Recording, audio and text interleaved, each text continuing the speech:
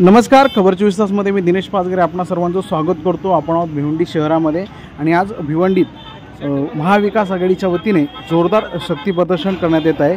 महाविकास आघाडीचे उमेदवार बाळामामा म्हात्रे यांचा उमेदवारी अर्ज दाखल करण्यात येत आहे आणि यासाठी महाविकास आघाडीच्या वतीने पदाधिकारी कार्यकर्ते मोठ्या संख्येने भिवंडी शहरात जमा झालेले आहेत। शिवाजी चौक ते निवडणूक कार्यालयापर्यंत ही भव्य दिव्य अशी रॅली काढण्यात आलेली आहे। या रॅलीमध्ये झेंडे घेऊन हे सर्व पदाधिकारी कार्यकर्ते सहभागी झाले आहेत। मोठं शक्ती प्रदर्शन बाळामामा म्हात्रे यांच्या वतीने करण्यात येते। यामध्ये जो निवडणूक रथ आहे यामध्ये प्रचार रॅलीचा रथ देखील ठेवण्यात आला। यामध्ये सर्व पक्षीय नेते जे महाविकास आघाडीचे ते आज बाळामामांसोबत पाहायला मिळत आहेत। मोठी गर्दी झालेली आहे या भिवंडी शहरामध्ये।